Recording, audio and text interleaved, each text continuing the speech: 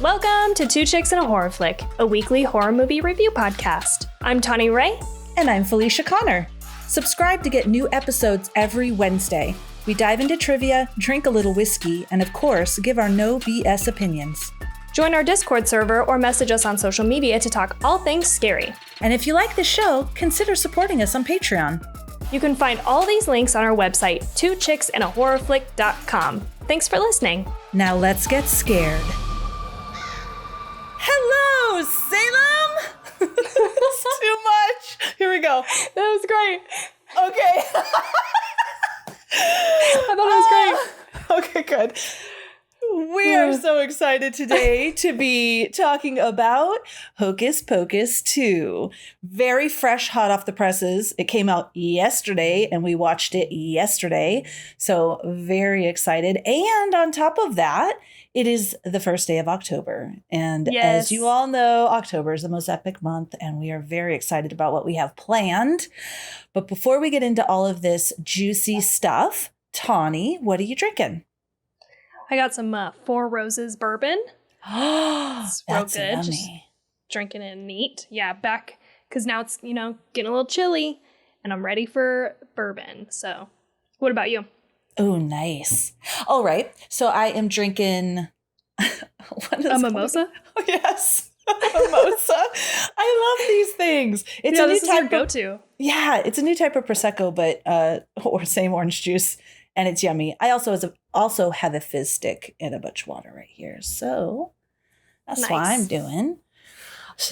We're both repping Yup. Sanderson shirts.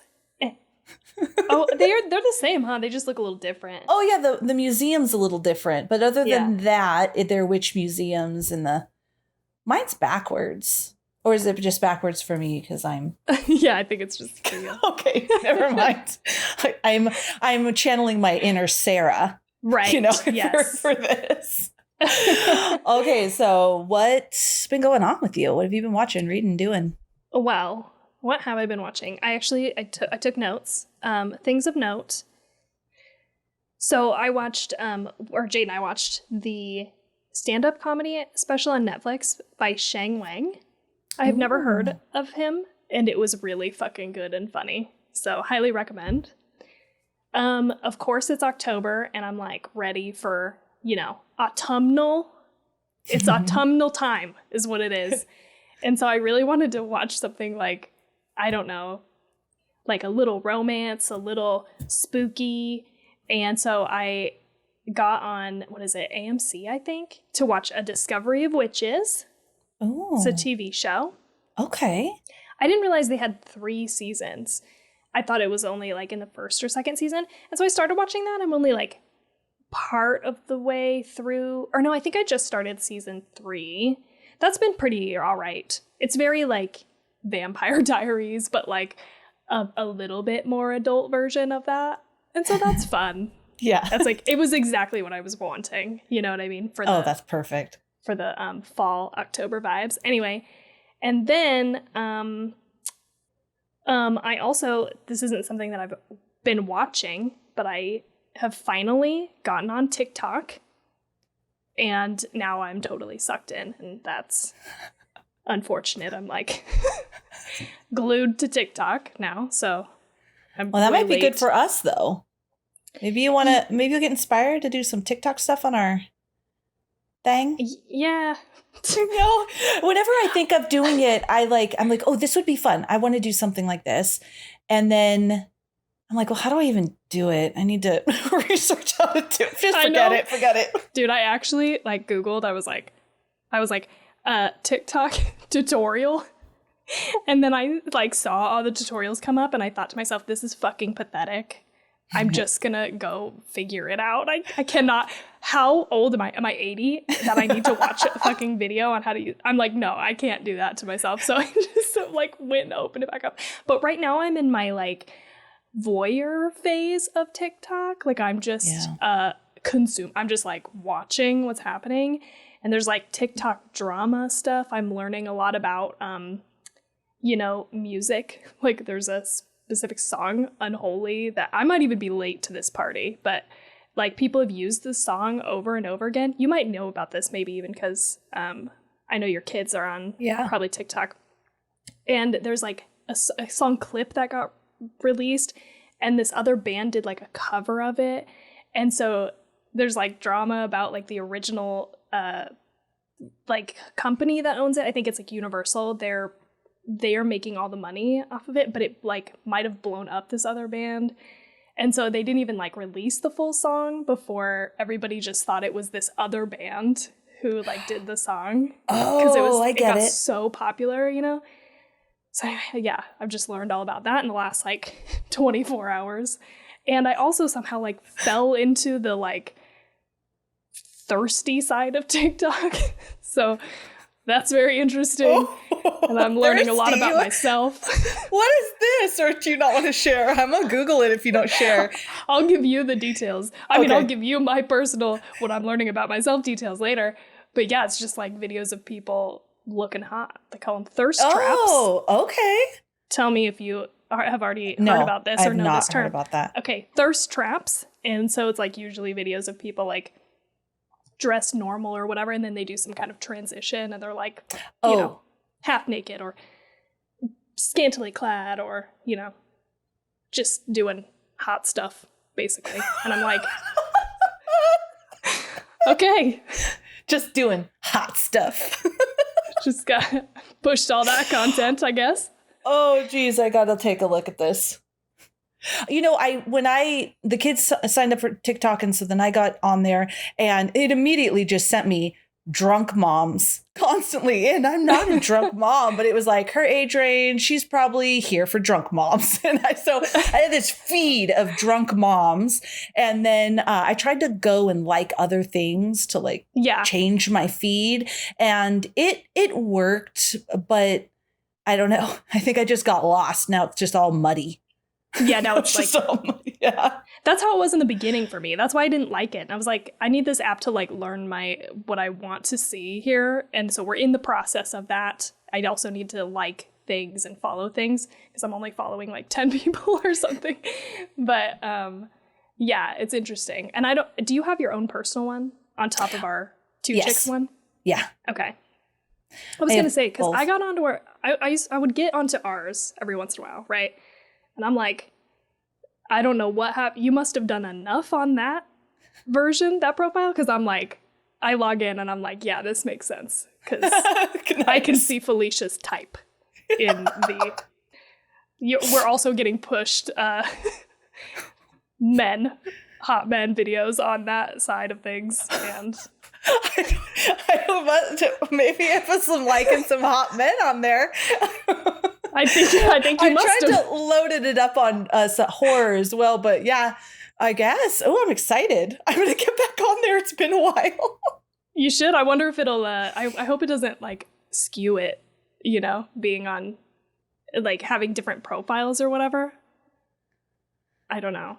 But you were on our profile and you were getting hot men, right? Yeah, I was getting hot Felicia men. What does that mean? It means that it's good at predicting, I think. What are hot Felicia men, though? Like Charlie Hunnam. Oh, shit. I need to get on there. Like, what the hell? Like over and over again.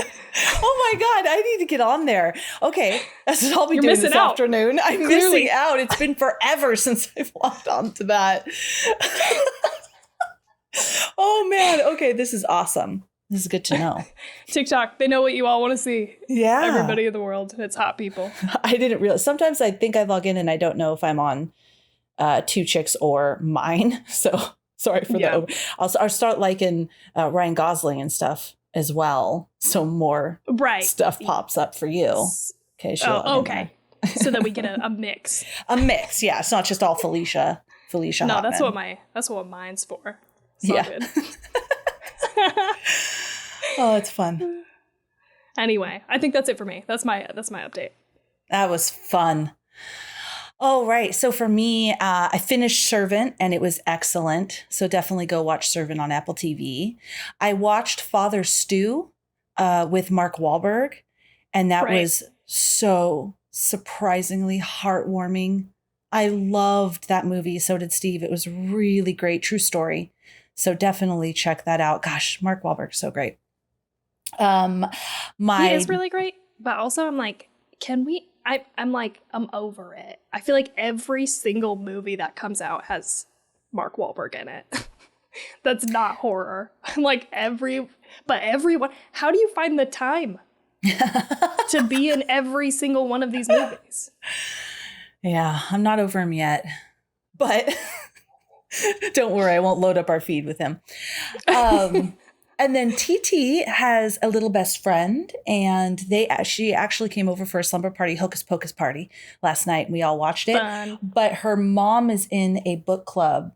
And so that's just what I needed, was another thing to join. But I did. And we're going to be reading this book this month, Hidden Pictures. I don't know. Guys, dig in. I'm excited. Yeah. I also fell into a little bit of the book talk side of TikTok, I think. I could be just misspeaking and sounding like a very old person. Maybe book talk is specifically romance books, potentially. I don't know. But I have seen videos of people recommending that book as a horror book. So. Oh, good. Okay. Sweet. So we're going to be reading that. And then I had something. Oh, shoot. And look, right at the top, Stephen King said, I loved it. That's amazing.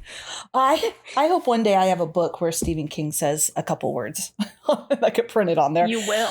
I will. Thank you, Tawny. Thank you. So I got into the similar type of thing, but with Reddit. So I know I brought up Reddit before, but it's always like I look at it and then I totally drop off. But I have watched 1.5 times, and this is what I really wanted to talk about, Dahmer. The new Netflix series. I will not give anything away.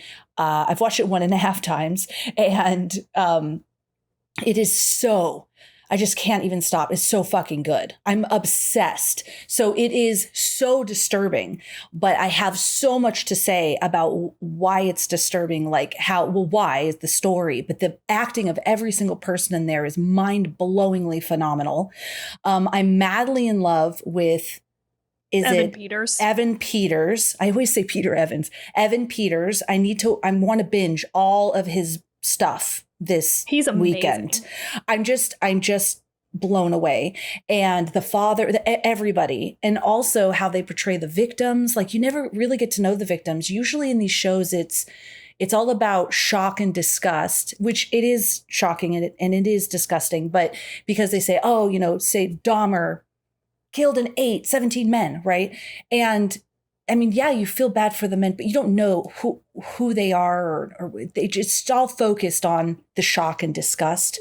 Right. In this one, it is absolutely heart-wrenching because you get the neighbor and the victims and their families. And like, I was crying, just really getting to know these people. I just think it's so beautifully done, and became so obsessed that I went onto Reddit specifically to comment and share my thoughts. If anybody wants me on your podcast to talk about this, please, I want to talk about this. Just even how you see, like, with racism and the othering of people and homophobia, and anyway, I'm gonna back up. I went onto Reddit, and what prompted me is I was looking at something, I was researching something about it, and it had a Reddit link. And I went there, and somebody posted, I absolutely hate this series because it's so disturbing. And I commented, I don't know who chooses to watch a show about Jeffrey Dahmer and isn't planning on being disturbed. So then it just put me down this rabbit hole. And then I did Google how to use Reddit because I didn't understand. And then I joined some like book sites and stuff like that. And I commented, but then they took my comment down because I don't have karma. I'm like, what? Right. I'm sure. Oh yeah. There's like a whole thing. Yeah. I'm like, I guarantee I have plenty of karma built up through my life. I'm just kidding. So anyways, learned about that and was trying to build my karma and all of that. That was fun. And the only last thing I have to share is I became obsessed with a new hobby, and that is gardening indoor. Oh, yeah. Yes. Okay, Tawny, I went from one plant that Haley got me that lived. This is the first time in my whole life. So then I went off the rails. My daughter, who's in college, mentioned joining a botany club, and then I went off the rails. I have Oh my God. 20 new plants in the living room that I went to nurseries. I bought them. I repotted them.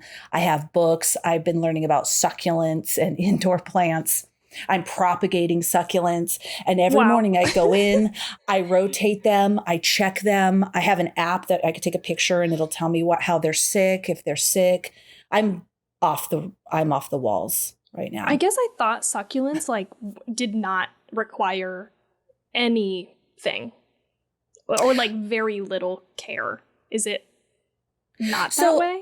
No, I think kind of ish. They are hardy plants, but like when repotting them and stuff, you want to be careful in what you have them with, or like with the other things you have them, and maybe not watering them too much. I have I have a care schedule for every single plant and a name. They all have names. This is so impressive. And so, you can't water them too much. And then because I also have some cactuses and I have some indoor plants, like leafy plants as well. So just making sure. And then I got these clippings. So you can clip a succulent or a leaf and then it grows roots or it grows a new little succulent out of the bottom of the leaf. So that I'm propagating those. So that takes a little bit of care, but definitely I have marigolds as well. The flowers, I have 3 of them. They're a pain in the ass and way harder than the rest of the stuff. Oh my gosh, I have this cactus. I named him Pablo after Pablo Escobar. He's a little, this real sharp things coming out, long ones. And he's wrapped in all this like buzz, this white buzz. And they're called the old man of Mexico is what the cactus is called. And that's why I named him Pablo. But he's so cute. And I like the vicious ones that hurt me when I'm trying to garden them. I know. I was looking at that picture you sent and I was like, this looks dangerous. Yes. But I'm obsessed. They're everywhere. We don't even have the room for them. They're everywhere. And I check them every morning, every afternoon. I open up the windows and the blinds so they can get a little bit of light.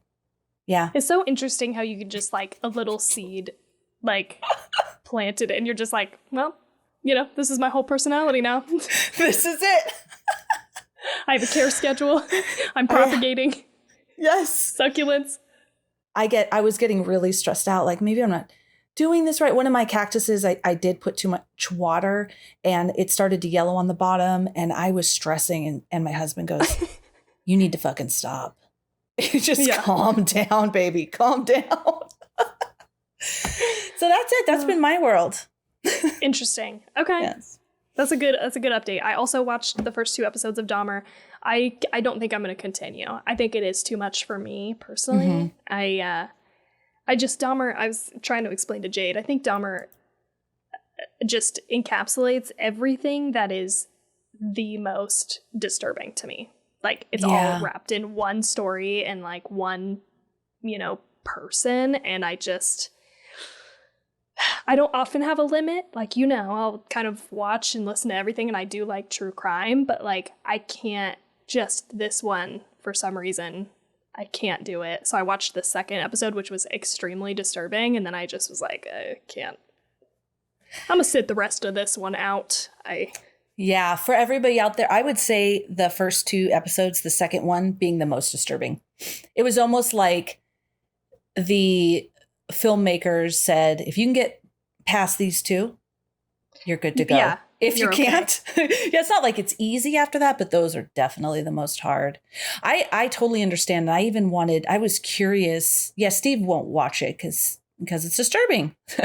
But I was curious. I would imagine the families, I wonder if they're either, I really like how my child was portrayed, or because all of the actors were just absolutely wonderfully, beautifully wonderful. Or are they like, stop fucking making movies about him? I'm thinking that. That's what I've seen so far.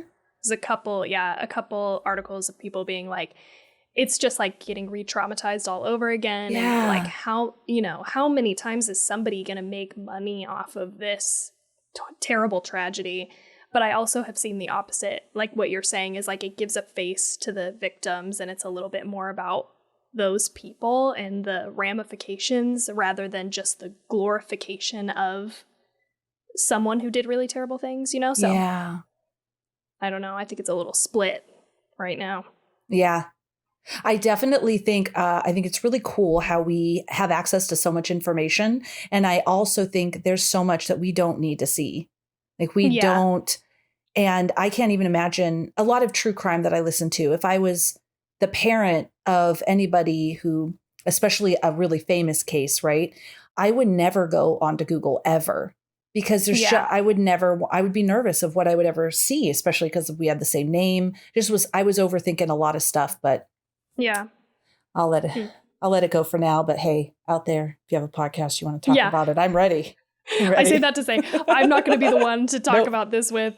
So anybody give Felicia a platform. Yes, please. Thank you. Reddit's probably sick of me. I don't have enough karma. All right. You want to do this? Let's do it. Okay, like I mentioned hours ago, we are just kidding. We're talking about Hocus Pocus 2. It was just released yesterday. Watch it on Disney Plus, and absolutely tease me for saying in our story, where are you going to watch this? I just knew I was watching it on Disney Plus. I didn't even realize that it wasn't playing anywhere else. So there you go. Yeah, we got a couple messages back. Yeah. Yes. People being like, you can only watch it in one place. Okay, now I know. The director was Fletcher. So she's done a lot of TV. One of those being This Is Us and Love, Victor. She's also done Dumplin'. I loved that. Yeah, it was a great movie. Yeah. The Proposal and 27 Dresses. The writer was Jen D'Angelo, and she has done a lot of TV, a writer for TV. One of the things probably y'all know a lot about is Workaholics. Oh, really? Yeah. I fucking love Workaholics, and that makes a lot of sense for stuff we'll talk about later. Nice. All right, our cast. Bette Midler was Winifred Sanderson. Kathy Najimy was Mary Sanderson. Sarah Jessica Parker was Sarah Sanderson. Whitney Peak was Becca. Belissa Escobedo was Izzy. Lilia Buckingham was Cassie.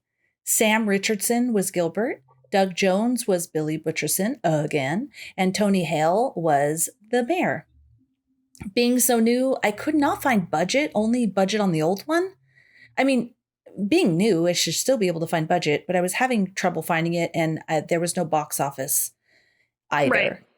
Right. Rotten Tomatoes so far, I think there's only about 200 reviews, is at 61%. IMDb is at 6.5 out of 10.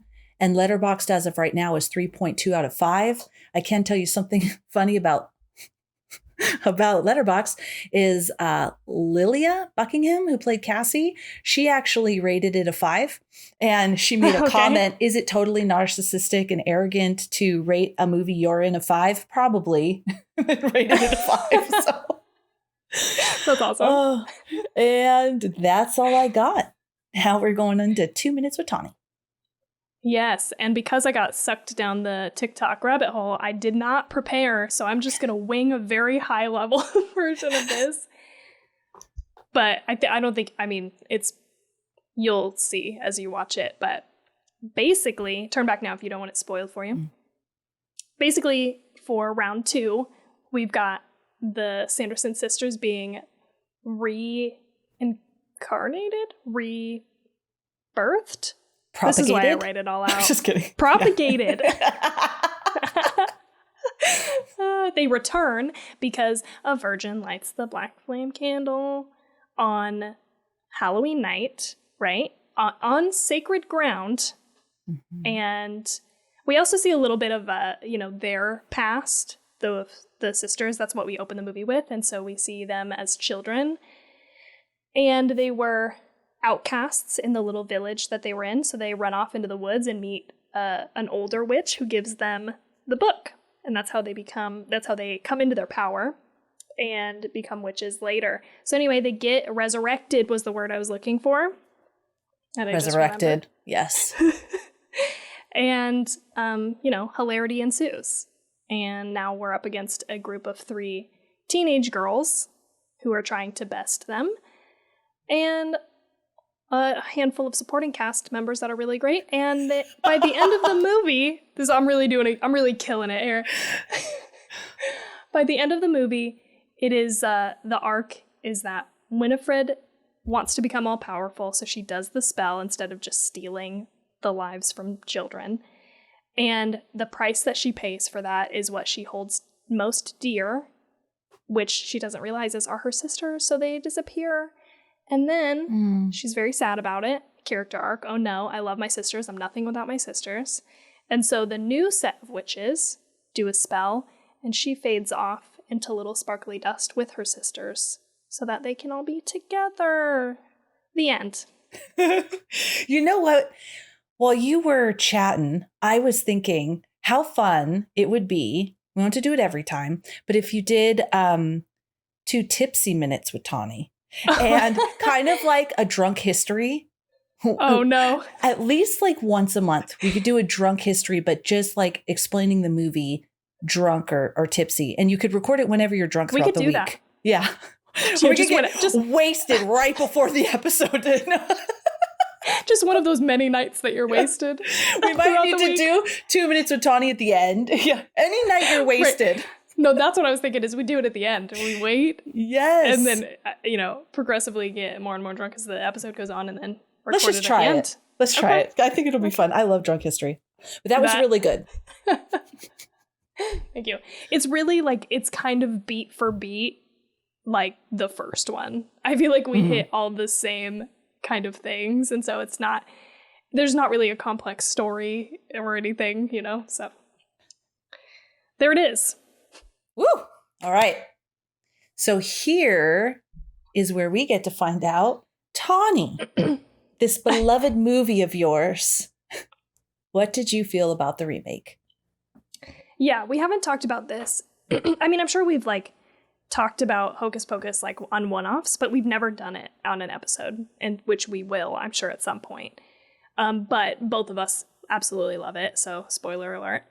And it is like a classic. So coming into a sequel, however many years later, what? Oh, yes, sequel, not a remake. 30? My bad, guys. Oh, yeah. No worries. So it's like 1994, right? Was when the other one came out. Because, I think I was graduating high school in 95. I think it came out in 94. So then the math from today's year to 93. Yeah. I think that's 30 years. Yeah, I think so. But, that's a long time. And so you think God, I hope this doesn't totally suck. So I tried to go in with kind of low expectations, but I liked the trailer. And ultimately, I thought it was really good. It's still fresh in my memory. I think there were some pacing issues after we got about 45 minutes. It really slowed down in a way that I didn't love. And I felt like it was maybe a tad too self-referential. I wish they would have just pulled back a few, just a couple of the things that they had redone from the first one. But I liked how they kind of split the difference between having it be a new thing and having it be self-aware of the first one. So overall, I thought it was real fun. I laughed a lot in the first 30 minutes. And then again, there were funny moments, but it really kind of slowed down towards the end. So that's, where I landed. I thought it was fun. So it was better than it could have been. That's for fucking sure. Oh, yeah. It could have been a total disaster. But how did you feel about it? I feel the exact same way as you. Everything you said, I thought you were going to feel a little bit differently because of the huge nostalgia factor I assumed was going to come into this. Because a lot of reviews that I see are split. They don't like it because of several reasons, or they do because of nostalgia. All the positive comments I saw about it was based on nostalgia. And I thought, okay, so since she has more nostalgia, we established in our episode that we did. Oh, that wasn't our episode, huh? We were on a podcast in Elm Street. Yes. Okay. Yeah. That's right. And you guys were teasing me because I didn't have as much nostalgia because I'm old. So I was thinking, but as you're talking, that's exactly how I felt. My very first notes were, it's cute and fun. And I felt like there was some pacing. I got bored in the middle, and so did the kids. So both kids were watching it with us, and they both left, like right around what you were talking about, 40 minutes in, and went and played. And I continued to watch it. And then there was moments, right? And so there were moments that were, you know, it felt a little bit like Goosebumps. Like when I'm watching Goosebumps.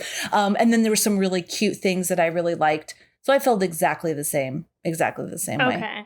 Yeah. My favorite part. Oh, no. My favorite part. Okay. It started off on fire. I loved that old Salem with those little witches. Yes. I was like, oh, I'm here for this. Yes. I was like, where did you find these children? It was over the top. Don't get me wrong. I kind of hate over the top stuff, but I think it works in Hocus Pocus 1. And so the fact that they found these children to act physically, like to have like the physical mannerisms and everything, and like even just the pitch of their voice and all of that, like they fucking nailed it. Like being the younger version of these witches, I loved that part. Yes, me too. This was my favorite part. And just to shout out, Taylor Henderson was young Winifred. Nina Kitchen was young Mary, and Juju Journey Brenner was young Sarah. I loved it. I loved the ambiance. I loved like the whole, like them accusing them of witchcraft and the preacher. I just really loved all of this. I thought it was fun and exciting. I also absolutely loved that we got to see Hannah Waddingham from Ted Lasso as the witch mother. She was beautiful. She was fantastic. I just thought this whole interaction was great. I was here for it. I was very, very excited. And then we move into this new, and I was still ready for it. I liked the new actresses, I like the new actors. So Whitney and Melissa, and I was like, oh, they're cute. This is fun. Where's this going? I liked the autumnal town, right? The carnival. I liked these pieces. And then there were, I don't know how to pinpoint it. There was just some slower. I love one of the things that I'm just going on and on. One of the things that I really liked about the original that I mentioned was I love seeing the witches adjusting to modern times. So I had fun when they were drinking the potions, when they were just seeing things in modern times and all of those types of jokes. I really liked that as well. I did too. There was like a lot of good funny moments like that too, where they were like, where the car comes up and they're like, what is that? But they're like, it's a small bus, because they got familiar with a bus when they came back last time. They were like, I liked that attention to detail kind of. But I agree. I want to go back to the beginning. The first few scenes I feel like were so amazing. Jade and I laughed so hard, and the comedic timing was so perfect. I mean, I really liked it throughout the whole movie, but the comedy in this first scene with the like townspeople, that guy, what's his name? Tony Hale, is that what you said? Yeah. I feel like this guy fucking stole the show in a way that I kind of didn't expect, and almost was like, this guy's a supporting character. Like, he should really not be this good, you know? Like, I feel like you're taking attention away almost from like the main thing. But it really worked, and I thought it was very funny, and he cracked us up. So we laughed so hard through those first few scenes. And then when he's the mayor in like modern day, he's like totally different character, but also like the same amount of funny. I agree. It was just like, it started off with a bang, and then it kind of just, slowed way down. And the interesting thing is, I feel like Hocus Pocus 1 does this too. Like Hocus Pocus 1, there's that part where they get locked in the library. This is where that movie takes a dip for me. And I feel like it was the exact same story beat and the exact same time in the movie. I don't know if that's true. This one might be longer, but it was like the same thing. Like, they get trapped and now we're in a lull. Oh, and also there was like that montage that I think happened before where they were singing this. No, I think it was after the singing. It was like the musical number, which again, story beat that we had to do from Hocus Pocus 1. So that was fine. And then I think the montage where they're flying around. All the people dancing and flying, and the people, going after the mayor. This I got bored too. Like this was, I think, if I'm remembering correctly, that happens, and then the scene happens where they get trapped. And like, that just, I don't know, all of this dragged for me. And then because I towards think the end, sorry, go ahead. No, I was just going to say, yeah, I think, isn't it opposite? Because didn't they get trapped and then the witches left and then they went into town? See, this dragged for me too. I don't even remember the sequence. I was trying to stay focused. I do want to say I agree with you about Tony Hale. Every scene with him, I was cracking up. I really loved it. I loved how he was wanting that candy apple so bad. It was just real cute. I liked it. Me too. I liked that too. He just, was really good. But again, there was too many references. Like, I don't like in that montage where they're flying around and they see somebody watching Hocus Pocus 1 through the window. Like, that was too much. I was like, okay, now you've like, I don't know what the right term would be. You've like broken the fourth wall or you've jumped the shark. Like, it's too much. I know what you're doing. Everybody knows what you're doing. We don't need to see somebody watch a clip of the movie. And then even right around that same time, we see two characters. This is why it's reminding me about the caramel apple, because he sees a couple on a bench eating a caramel apple, and they are dressed up as those characters. It's the scene from the first one where there's Satan and his wife, right? Yep. And it was like, one of those needed to be cut. I think it should have been the watching the movie. You know, it would have been fine to just see those people on a bench. And I don't know, it felt like somebody was fighting really hard to keep a lot of things in that didn't necessarily need to be there. I agree with you. I think keeping the people on the bench would have been good because, I mean, I'm overthinking it, but if you're watching the movie of something that supposedly really happened, but it's no. I like the people on the bench. I agree. Yeah. Even though they're doing the same things, saying the same things, like, exactly. We wouldn't exist in a universe where this event happened and then they made a movie about it and those people are now watching the movie. Like, it was just too much. It was too far for me. I didn't like, this is so small, but it was already done. I didn't like when, I did like when Winifred found a broom, like a legit broom, because there are brooms in the store. And then, of course, Sarah Jessica Parker gets on something that's not a broom, the little wet mopping thing. I did think I think it would have been better if they both got brooms. Yay, we have brooms. But I don't hate the Roombas. The Roombas. I don't hate that. Yeah. I don't hate that at all. I think that is really cute. Maybe if they both got brooms and then all that was left were those Roombas. Yes. I think that would have been adorable because they did play their part.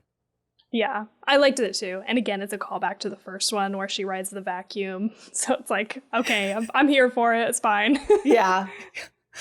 Oh my gosh.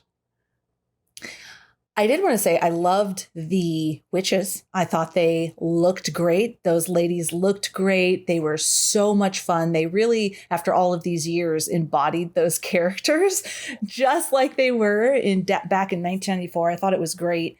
And I read some trivia that Bette Midler is largely responsible for Hocus Pocus 2 becoming a reality.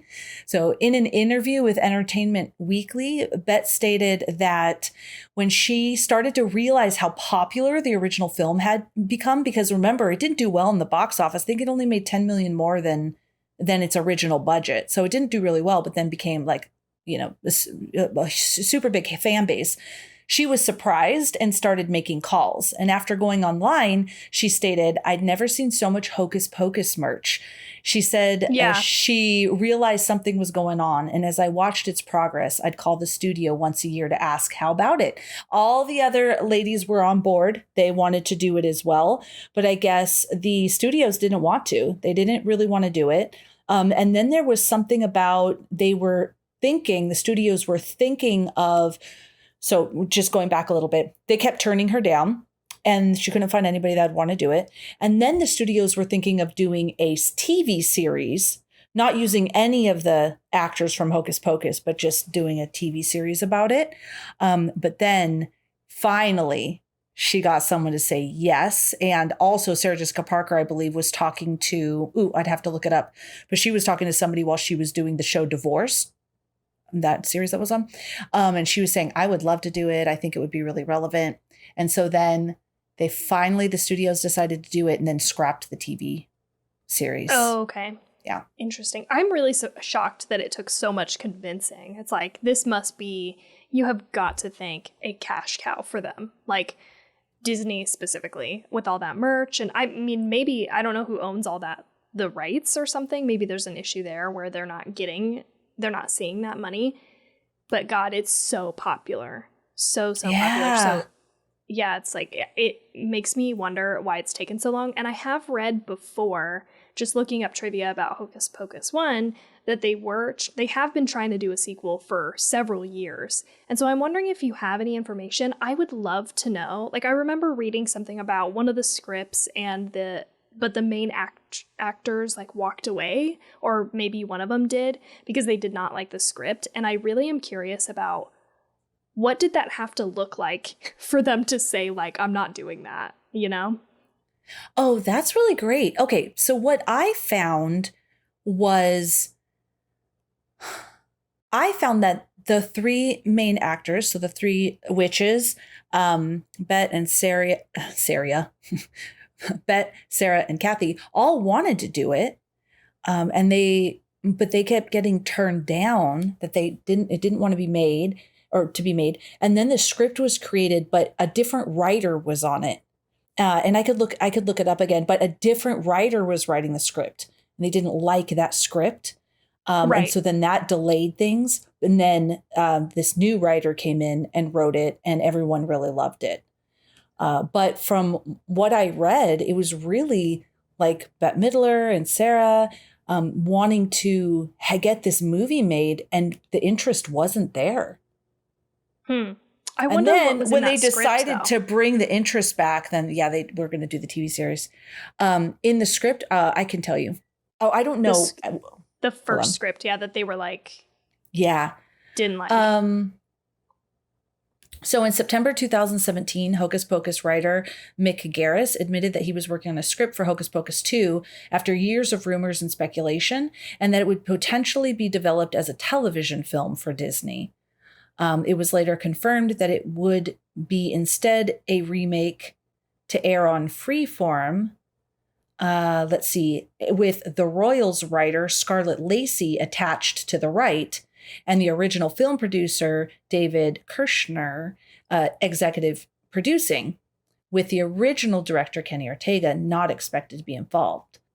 The following month, Midler said that she was not fond of the idea of a remake, and she would not be taking part in it regardless if she was offered some kind of a role or not, expressing doubts on how they would be able to successfully recast her role as Winifred Sanderson. So then in February 2018, Jones revealed that there had been talks to do a sequel set 20 years after the film. And he admitted that he is still... Oh, and then Billy Butcherson said that he would love to reprise his role, and then everybody was happy with it. Okay, interesting. So it sounds like there were several iterations of like what they wanted to do, and I like really want to know the details of that and what what. Well, if they were going to do a remake, I'm really glad they didn't. Me too. Yeah, that would have been a bad call. But it's like, it makes you wonder, like, what did they want to do? I want to know how bad it was. Yeah. How bad the idea was, basically. But I'm so glad they all came back, like, including Doug Jones as Billy Butcherson. And I love that quick cameo of him in the, like, old Salem, Yes. They're like, Billy Butcherson. I laughed really hard. Something about Billy, just before you move on from that, is he said that the wig that he wears is the same one from the first movie. Okay, just like a little fun fact. I didn't like pull them up to look at them next, like side by side, but the costumes like look the same. So I'm like, I wonder if even if they didn't reuse the same ones, did they model them to be exact after those, Yeah, they did a lot of that for a lot of the movie. For a lot of the costumes that took place in the first one. Is modeled very closely to what they looked like before.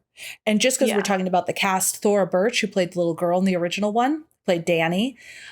She had to decline They wanted her to reprise her role, but she had to decline due to scheduling conflicts. And she said, I was working on something else when they were filming. Otherwise, I was definitely going to be there on set with the girls. I can't wait to see what they do with it. I know they're taking a completely different, fresh approach, and I'm very excited. I just liked all of this because there's so many movies that we review where people are like, no, I don't want to be a part of a remake. No, Right. no. And every single one of them is like, oh my gosh, yes, please sign me up. Totally. Like, it's cool to see the camaraderie of like, yes, we'd love to come back and do this. You love to hear that people had a really good experience and would like love to come back and do it again. You know, like Megan Fox and Amanda Seyfried on Jennifer's Body, like they both say that that was like their favorite thing that they've done so far.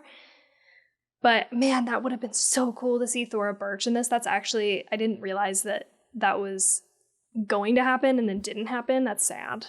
Yeah, that's a bummer. I would have liked to see her too. Yeah. Just because we're on the same topic, and then I'll stop. There are currently no plans to turn Hocus Pocus into a trilogy, despite that ending at the post-credit scene. However, if the conversation ever comes up, it seems that the girls would be perfectly willing. Kathy Najimy says, I guess never say never, but I feel grateful that we got to do it again. Sarah Jessica Parker says, of course, I'd be happy to have a conversation. It just depends on what Kathy and Bet want to do. Because, yeah, she'd probably want to do it with them, not some other random main witches. I wouldn't either. Yeah. And Bette Midler says, I'd love to have a franchise, especially a character I love playing. If there's a third one, of course, I'd sign on. They really did a good job. The only thing that I found different about them I guess there was a couple things that from the first movie is, number one, I do feel like Sarah had less like ditzy moments. And that may have been purposeful so as not to like paint her as stupid, basically, because that is kind of the role she plays in the first one. And there was a little bit of that, but I felt like it wasn't as much as the first movie.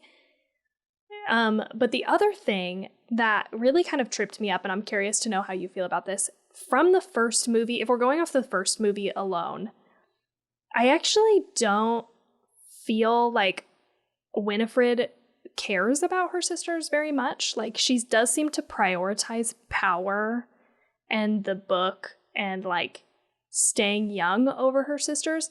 And I know that that was supposed to be the arc in this movie. I don't know that I necessarily felt like it was earned. You know what I mean? Like, I felt like that was a little weak in the way that they just thought like somebody needs to have an arc in this movie, and it is gonna have to be Winifred. And so we're gonna make her realize that her sisters are near and dear to her, but like none of her actions like add up to that. And also I felt like there wasn't much happening in the context of the movie that made her realize like, oh, my sisters, I do love them and they are, you know, dear to me. I don't know. So that felt like a little bit of a weak thing, but yeah, I completely agree with you. There was no moment, maybe they didn't have time to build, or they didn't work it into building it into the movie ever since she was a little girl, all the way to the very first time we see that she values her sisters more than power is when they start disappearing. Yeah. So it almost feels like we got to wrap up this movie. Right, exactly. Yeah. Yep. Yeah.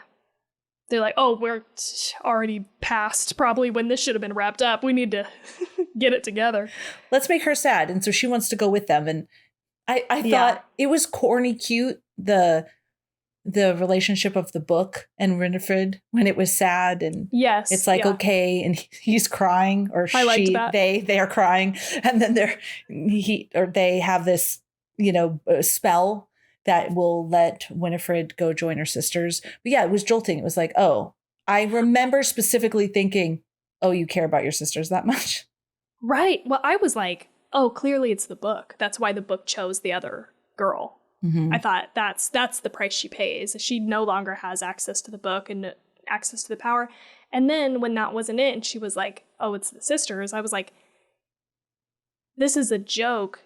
Like, she's gonna, I kept thinking she was going to then turn around and do something else or make a play for more power or something. Like, it just didn't tonally like sit right. And so I kept expecting there to be another twist, and there wasn't. It just was like, oh no, I'm very sad actually, and now I just want to go and be with my sisters. And I just after was like, all this time of fighting and fighting and fighting to be, the sisters just went along with her, and but for her, this was her goal. I thought it was going to be this energy of now she's just going to be this old eccentric lady in town because she doesn't have the powers and she doesn't have her sisters. Yeah. And she needs a coven for the most power, and she doesn't have it, but she was going to scheme. She was going to go, and she was going to figure out a way to come back, figure out a way to get her sisters back, figure out a way to come back. So she's always kind of this lurking threat. Yeah, I feel like I would have liked that better, because it would have that would have been the moment. Oh, I miss my sisters. There's got to be a way to get them back. I'm going to scheme to do that. That would have made more sense, I think. Yeah. Because I know they have another black flame candle. So now we're just going to, once again, possibly in a third, use a black flame candle with a virgin. It might be kind of more cool if Winifred now is like the witch in the woods. Right. Right.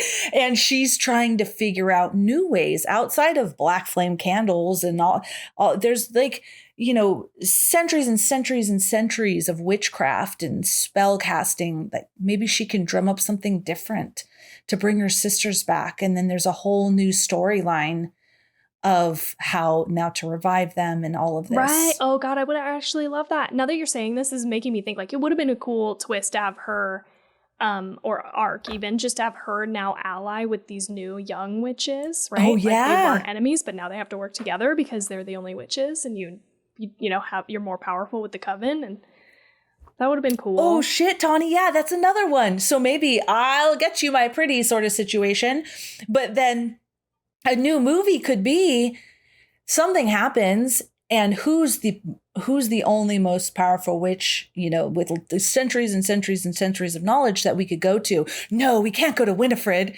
Yes, we have to. And then they go, and there's like this little bit, I'm not going to help you. And then she does help them. Look, we should write some fan fiction and send it in.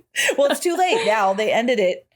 They already ended it with that other ending. It's all right. We'll just, retcon the end. I was trying to find what the original ending was, but the original ending had real terrible feedback when they presented it, or what is it called when they... Focus group? Yes. So people... Test audience? Maybe? The test audience, yes. That's exactly what I was looking for. Hated it, so they refilmed it. They refilmed the ending, but I couldn't find what the original ending was. And they refilmed it, and this is what they did? Oh, weird. Yeah, I want to know. Yeah, me too. Huh.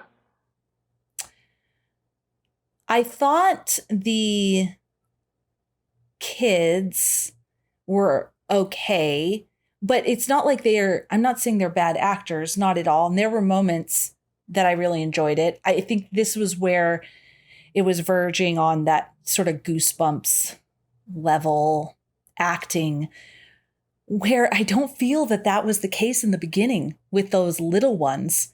It was funny and well acted, and I was there for it. And then it just moved into like Nickelodeon sort of, I don't know. Why do you say moments. that? It was just like their dialogue back and forth, and I mean, maybe I'm being too harsh because maybe Hocus Pocus is made for kids. It's on Disney. I don't know. But I felt it was very much, I don't know, I didn't feel really attached to any of these little actors.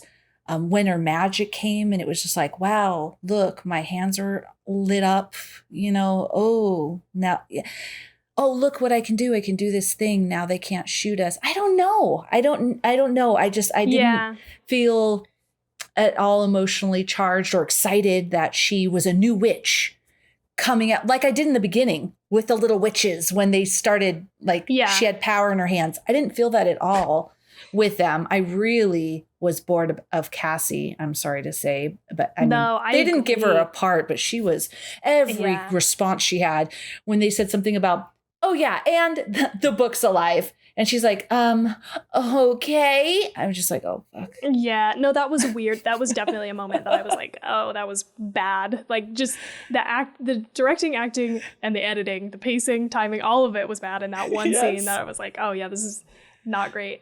I am kind of like, it's good that they didn't have her in most of the movie, but then she comes back at the end of the movie for like what feels like 20 seconds, and it's kind of, I agree. I didn't connect either with any of the main characters really, and I think it's hard though when you have the Sanderson sisters, the three of them, as such strong, visible characters. But you're right that you do connect with like at least Danny, and you feel for Max in the first movie, even if he's kind of like a jerk older brother, you know, like you do feel for them. So I see what you're saying, and I agree. I don't think I had that connection with them either, but I don't know that it was like a little juvenile, but it felt modern to me in a way, I guess. That was like, I liked some of the dialogue because I felt like it was realistic. So some of it was good, and some of it was maybe a little too, felt a little kiddie, but it is ultimately probably for kids, you know? So yeah, I guess I agree with you. But even we were talking about Thora Birch, and we both were like, oh, I wish she would have come back. And I did connect with, so here is the flip side of it, the mayor. Yeah. And I also loved the teaming up of Gilbert and Billy. Oh, yeah, I thought that good. was real cute. And I also liked, and I had his name, Froy Gutierrez, who played Mike, super small teenage boy. I put this note, Mike, which is Froy Gutierrez is his real name, gave his all. I thought that he was, and he had the smallest part of all of them. That's a good point. That's a really, really good point, because Jade and I also were cracking the fuck up at all that guy's scenes. And I was like, I don't know, I turned to Jade and I was like, he's a himbo.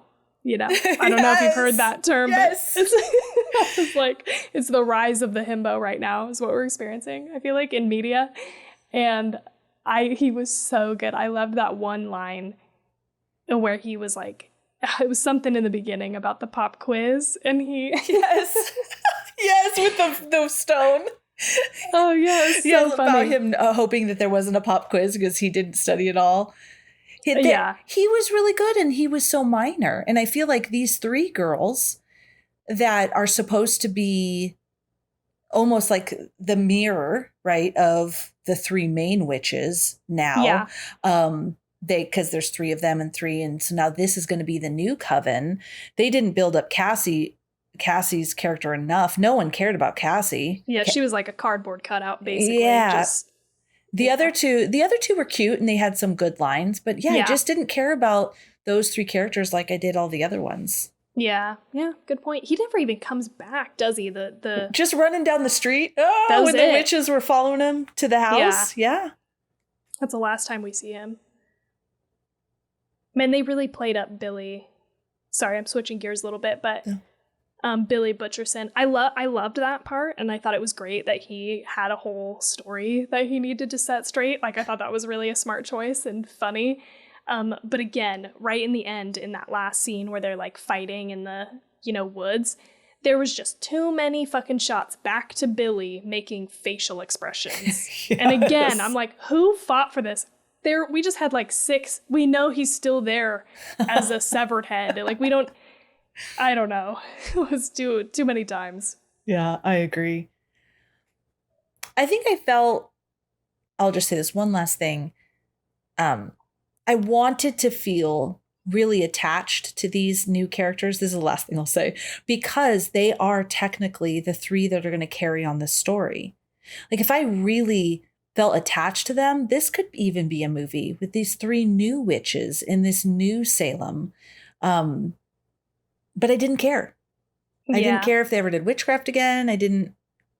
And I'm not saying it's them necessarily, probably the script, some of it, just how it was that we just didn't get to connect to them.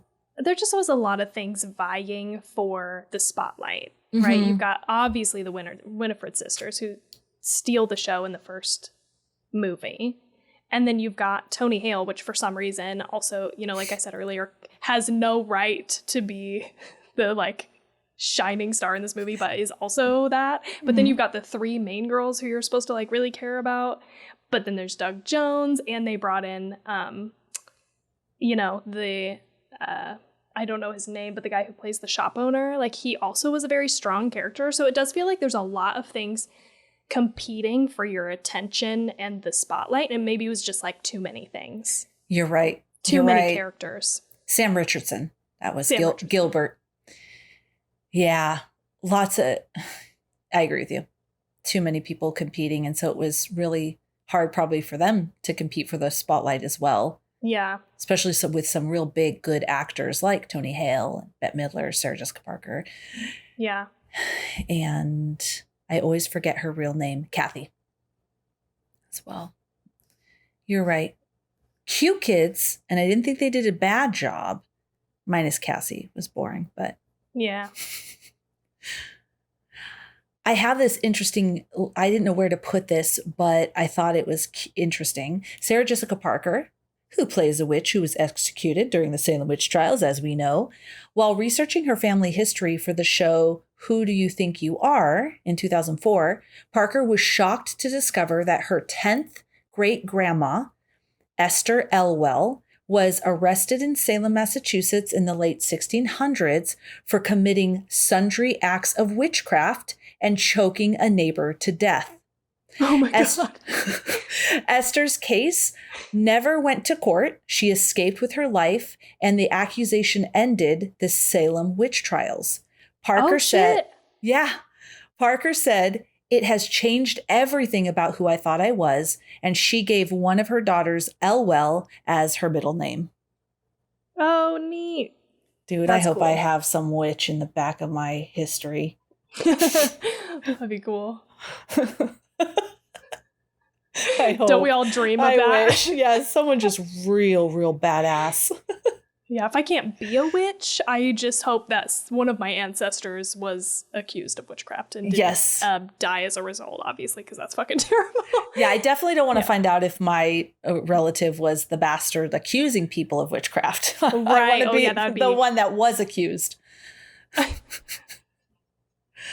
Yeah, not quite sure which one of those is worse. I don't know.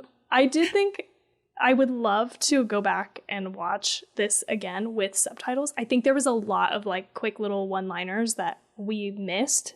We didn't watch it with subtitles because sometimes it ruins the comedic timing, you know, but there was one thing I missed that Jade picked up, and it was when she was trying to open the book with her teeth. I don't know if you heard this, but it was Winifred, and somebody was like, "Oh no, not with your teeth. That's your calling card," or something. Like, I missed that. And I was like, "Oh, that was good." Like, I bet there's so many of those like little gems. Yeah, because because the kids were also chatting with each other during the movie. So it was a little loud. And I, just for the first part of it, and I turned on the subtitles because they're saying stuff at the same time. So I agree. You miss that witty back and forth because you're trying to read what they're saying at the same time. Yeah. I loved the youth potions. Them drinking the youth potions and eating the baby's face and eating the baby face. That was so funny. It was so cute. And then when they thought, oh my gosh, all of these people are our fans. I loved all of that. Oh man. There was one thing that I laughed really hard at, and I can't remember what it was, but it was in the beginning part. It was good. It could have gone off the rails, but yeah. I don't know what the element is. Like my main last thing is, I don't know what the element is that separates the beginning from the end, but I wish that beginning would have been throughout the whole movie. Not necessarily kids and them growing up, although, hey, if you want to make a movie about that, I'm here for it. But I don't know. It was just like the atmosphere, the acting, I don't know. Maybe it's not possible, but there was something very special in the beginning that I wish was throughout the rest of the movie. it did feel like they worked really hard on that first part and like perfected it and like trimmed the fat and made it the best. Like that part is such a shining diamond. And then the rest of it just kind of, it feels like it peters out. Yeah. I just wonder if that is it seems to me like it's a pacing issue more than anything. Like I think they probably could have cut some stuff to just keep it. You need to have a little bit of an ebb and flow in the pace, right? Like sometimes you need stuff to slow down a little bit so you don't get exhausted by constant like jokes. But I think you could have done that and still cut a good amount out. Yeah. And I'm kind of like, I'm a little on the fence about the music number. The like, it was Blondie, right? On one hand, I'm like, did you have to do it? Like, did you have to do it again? That first one is so fucking good that I just don't think you could have. I don't think no matter what you did, you couldn't top it. And this one isn't terrible. It's not a terrible choice. I was kind of worried that they were going to go with something like too modern, and that would have been weird in a different way. But I just, it feels like you don't have to hit every single thing that you did in the first movie. I don't know. So, because we had two musical numbers, actually. Yeah. I forgot about the first one. Yeah, and the last one during the credits. The credits, yeah. I feel, okay. The first one, they did that because they needed to, put a spell on all of those adults. And now in this one, the reason they were putting the spell is to help find the mayor. I mean, I didn't think it was necessary. I did like they're all great performers, great singers. I liked some of their dancing. I didn't think it was necessary. I thought if they maybe would cut that whole thing and then I have the end in the credits. I did think that was cute and funny and silly how they were singing and they each had their own little piece during the credits. I really liked that. Maybe that's the musical number at the end, not in the middle. And then everyone dancing and going down the street, going to the mayor's house. I don't know. I did like how they recognized that they were moving really slow, and they were like, fuck it, like we'll just go do it ourselves. I thought that was funny and self-aware again. Yes. But then it didn't even end up. They didn't even find him that way, and I think it's because they might be trapped. And so, but at that point, like it doesn't. It just felt like they shot it and they really liked it and it worked really well because, again, Tony Hale's performance in that scene when they finally find him and he's like, oh, what are we doing? And he's like into it. He's like, is this a flash mob? Yes. Oh, that was so good. And so I get why they didn't want to cut it, but you could have cut it. Like, I think that whole musical number, like the part of them getting trapped could have been, we could have cut that montage. Oh, and the salt. The montage was like, the montage was a little much. We didn't need that, but. So maybe have it and just cut it up a little bit. Shorten it up. Yeah. I mean, I thought it was funny. Them being stuck, I was like, okay, they just put some salt around them. That's all it took. That's good. They're getting salt everywhere. The salt is the highlight of the whole movie. It's helping everybody. But then when the little Rumbas came, I like that. She's like, they hate messes. And the cave sucked it up. That was cute. That was real cute. I felt like it was almost worth it for that joke payoff. I was like, okay, fine, but yeah.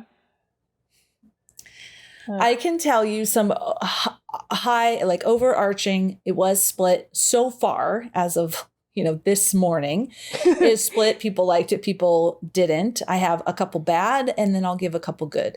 So some bad reviews, Daniel Payne, because it seems to be this is the sentiment across, or it's like right in the middle. And I feel like we're right in the middle. I feel like we like it, but we do recognize some things that could have been done better. But Daniel Payne at Not the Bee is said, a genuinely bad movie from start to finish, claiming that it was shallow, low stakes, boring, unfunny, aimless, utterly crammed with uninspiring, bland corporate CGI. It can barely remain focused on a single plot line for 4 minutes, and that the entire film has the feeling of a series of vignettes that were started and never finished. And then Helen O'Hara with Empire Magazine said, this is just as unevenly plotted as the original, lacks even the element of surprise, and is not by any reasonable standard good. Between gooey and ghoulish, this must be the better options. Then some good ones. Rotten Tomatoes website critics' consensus is... Wait, before we move on. Oh, sorry. Yeah. Just a couple comments. People did fucking hate the original right when it came out. Like, they slammed it and said it was, like, really terrible. And, like, I don't remember exact specifics, but I think they were saying, like, yeah, the story's really bad. And I don't disagree that it feels like a series of vignettes. I think that's true. That they kind of, you know, again, they just were like, we have to do the musical number, and then we have to do the trapped scene, and then we have to do, you know, like, that felt like that. But I didn't. The rest of that review, that first one, was harsh. Yeah, like, right? I disagree. I don't think it was that fucking bad. I don't know that we get along with Daniel. Yeah. I did acknowledge, like, the CGI. That was one thing. And maybe it wasn't even... I like the sparkles at the end. Yeah. But I think more than just the CGI, it was just, oh, wow, I have a light in my hand, and now let me do this. And I don't know. There just wasn't... Witches and magic is really cool. Yeah. You know, like, just a little bit more around that than just, oh, wow, look at my hand is lit up, and I'm just going to do this. And, oh, wow, look, I can do this. I don't know. This wasn't enough. I almost feel like they could have done more. And so I guess that's why that shocked me. There is a lot of CGI, especially just when I think back to the movie, I was like, what? But then I thought back, and there is a lot of flying scenes. Lots. And so I guess that is where that comes into play. But aside from that, and just the quick little, like, you know, lightnings or the lights, I feel like there wasn't a ton. Maybe I'm misremembering, but... Yeah, actually, that's my gripe, is that there's not more. Yeah, you wanted, like, more. More magic. If we can do it now with our technology, let's do it up, you know? Yeah. So a couple good. Rotten Tomatoes website critics' consensus. Hocus Pocus 2 is basically a boiling cauldron of nostalgia, but that's more than enough for this belated sequel to cast a reasonably effective spell. Then Claire Schaefer with the New York Times named it the New York Times critics' pick, saying that while the film may be a blatant attempt by Disney to continue propping up its streaming platform, Disney Plus, it manages to capture the same hokey magic of the original while creatively updating its humor. I agree with all of that one. Yeah, me too. I think that's kind of where we land. Yeah. What else do you got? Anything else? Nope, I didn't take notes. I probably should have. I don't know that there was a lot to note. I just was, like, in it. Like, I was just experiencing it. I'm definitely going to watch it again. I'm excited to, like, give this the old Hocus Pocus 1 treatment and just, like, have it on in the background during October. I think that'll be fun. Yeah, I want to watch it again. Maybe give it a little bit of time, and then I'll watch it again. Because I do recall feeling tired and bored, and then in moments of getting back into it. And then when the kids left, it was like a blessing and then not, because I was excited to watch it with the kids, but then them getting bored, I was like, well, that's not good. They didn't even, like, come back. I guess I assumed they came back. No, they never came back. And then this morning I said, oh, hey guys, do you want to finish Hocus Pocus? No. Both of them immediately said no. No. Yeah. Wow. So, but they did like the beginning, just like us. Yeah. They were all into it. And then as it started to go on, they got bored, and I could tell because they were really chatty, not about the movie, about the dog and about this and about that. Right. And then I couldn't hear, and I'm like, okay, this movie is going to take me 3 hours to watch, and I do not want to watch it for 3 hours. And so then I was like, hey guys, if you aren't into it, you can always watch it tomorrow. Oh yeah, that sounds good. And they left. Oh my God. I didn't realize. Yeah. So then this morning I was like, hey, let's watch Hocus Pocus. And they're like, no, we good. We're good. I mean, you're like, you saw the best parts of it, so it's fine. Exactly. Oh, I know this is random, but I just remembered when she hands that fucking candle, or when they hand the candle to her, then she's like, ew. Yes. Yeah. It looks like it drowned. Yeah, that was good. They did have some good acting. I think those two main girls were good actors. It's what you said. There was just too much competing for the spotlight.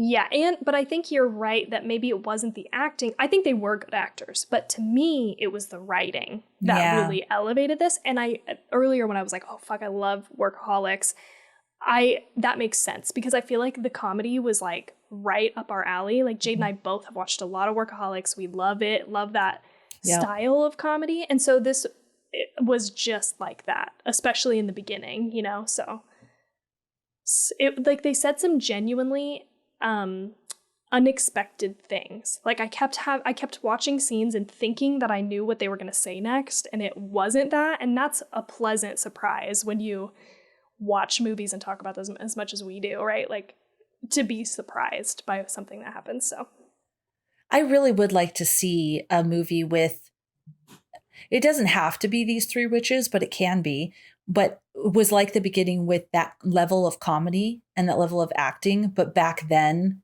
around like the Salem witch trials and witchcraft and stuff like that. I think that would be really great. It was fun. I think that's going to be a horror comedy that I like.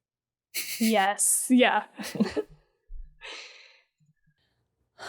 All right, Tawny, are you ready to rate this? Yes. Okay. I think I'm going to give this a 3.5. Nice. It was pretty good. I liked it. It was fun. But I didn't like love it. I don't know. Is that unfair? Now that I said it out loud, I feel like it's too low. What are you going to rate it? I'll tell you what I'm going to rate it. And then I am going to rate this movie a 3. And I wish I would have, I need to go back and hear what I rated the original Hocus Pocus. Because I was going to use that score and say, okay, did I like it more or did I like it less? Which wouldn't have helped me, honestly, because there's elements I like way more in this one. And there's elements I liked in the other one more, probably the nostalgia factor and just that first watch and experience. So it wouldn't have helped me that much. But I was looking at what I rate all bunch of different other things. And, you know, Nope, Unfriended, The Lighthouse, Tragedy Girls, I gave a 3. And I really liked that and enjoyed that as well. So I felt like things I gave above a 3, definitely things I gave a 4, I liked way better. So I feel comfortable landing at a 3. If I go back and listen to a podcast on Elm Street and hear what I've rated it, you know what? I might be okay. I think I rated it, the original Hocus Pocus, like a 3.5 or something. Because I remember you all were like, "Are you kidding me, Felicia? Yeah. How could that's too low?" But if I've rated it in the 4s, you know what? No, I still stand by that. I think because the original watch and nostalgia factor. So I think at where I'm at right now, it's going to be a 3. It is really hard to compare because I feel like it's not fair. Like we've had, again, 30 years to sit and watch and rewatch Hocus Pocus. And so there is this like extreme nostalgia tied to Hocus Pocus. I'm sure I gave that close to a 5. Maybe I gave it like a 4 or something, but I don't know. I don't remember either. So I definitely liked this less than that, I think. But it was a good showing, you know? It was a good effort for a sequel especially. Sometimes they're really bad. And I think this one was really easy to fuck up. And I don't know that they fucked it up. It just was kind of like, I feel like it was above average. It was like not, you know, middle of the road, but just a little bit above that, which is why I did the same thing. My 3.75s, I liked it less, but I liked it more than 3.25. And I feel like horror comedy for us, we're always going to end up giving it like a lower score than other movies that actually are scary and more serious. That's just how we roll. So yeah, I agree. I agree. I said that a lot this episode. All right. That was a blast. We hope you all enjoy it and love it and share your feedback with us. And next week, what are we releasing next week? So I do want to just piggyback on that and just say, yes, definitely contact us on social media, especially with this being like a new release. We always want to know how you felt about the movie, but definitely let us know how you felt about this one.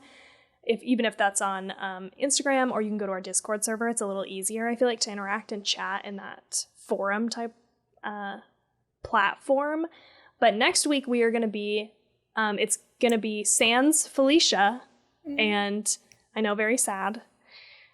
So we're going to bring back Paige, who's been on the podcast before. She is a friend of the pod. She has her own podcast, Film versus Movie, and she's one of my best friends. So we're going to have her on to talk about My Best Friend's Exorcism, which is on Amazon Prime, I believe. Super excited because we both have read that book. Paige is the one who actually gave that, or let me borrow it and had me read it. And we both love it, and I'm excited to talk about it with her. So that's what we're going to be doing next. That is going to be a great conversation.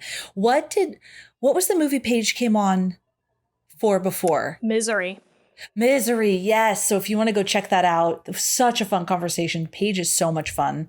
I'm going to be on a family camping trip. It's my first time ever in my life camping. yes. Ever. And we kind of are glamping, not really. We are staying in tents. But the glamping portion is like he got a little toilet that we could use. I don't think that's glamping. Okay. Okay. Because I don't feel like it's glamping. No, I'm no expert, but I think glamping, you have to be in like a camper or an RV. Okay, no, we are in tents and we are cooking everything our own. We have like this little portable toilet. Okay, and this is for 3 days. So I'll be excited to come back, and I hope I have like this spiritual enlightenment period out there with nothing but just family and nature. So we'll see, but that's where I'll be. So I'm really excited that you and Paige read the book and are going to be doing this episode together, and I can't wait to listen to this episode. Yes. Oh yeah, that'll be an interesting experience. I don't ever re-listen to our episodes just because we talk and then the editing, and so I don't usually re-listen, except unless I'm not there. Like I listened to yours with Josh, and I'm going to listen to this one as well because I like to hear what's going on, see if they talk trash about me. I'm just kidding, totally kidding. No way. Just like Tawny mentioned, you can find us on Instagram at 2chicksandahorrorflick or 2chicksandahorrorflick.com. That will lead you to anywhere else you want to go. If you're a Twitter person, you go there, TikTok, all the places, including the Discord server that she mentioned. We're in there. We love chatting with people, so please do join. We'd love to have a big poppin' community. We talk about all kinds of stuff, not just horror, but like books and true crime and whatever. We'll make a channel for it. We'll all chat. We'll all connect. Yeah. And what else, Tawny? You can support the show by going to our Patreon or giving us a like, review, and subscribe on whatever podcast platform you're listening to us on. But that's it. We'll see you next week, and we hope you have such a good night. No nightmares.